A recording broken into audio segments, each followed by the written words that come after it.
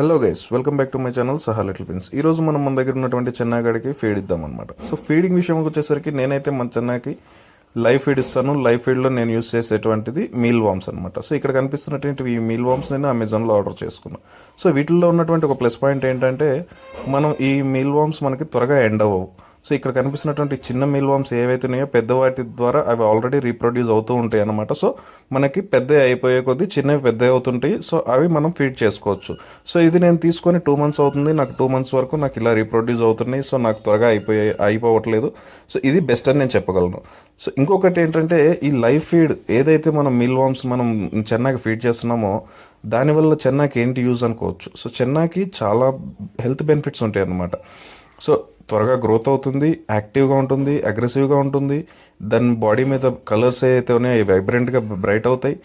And చెన్నాకి మంచి protein అందుతుంది అనమాట. మంచి ప్రోటీన్ మంచి న్యూట్రిషన్ అందుతుంది. సో బేసిక్గా బయట చూసుకున్నట్లయితే మనకి చెన్నాకి చెన్న పెల్లెట్స్ అండ్ చెన్న ఫుడ్ సపరేట్గా మనకి పెట్ షాప్స్లో దొరుకుతుంది. సో అవి కూడా యూస్ చేస్తారు. వాటితో కంపేర్ చేస్తే ఇది చాలా బెస్ట్ అనమాట. Subscribe guys.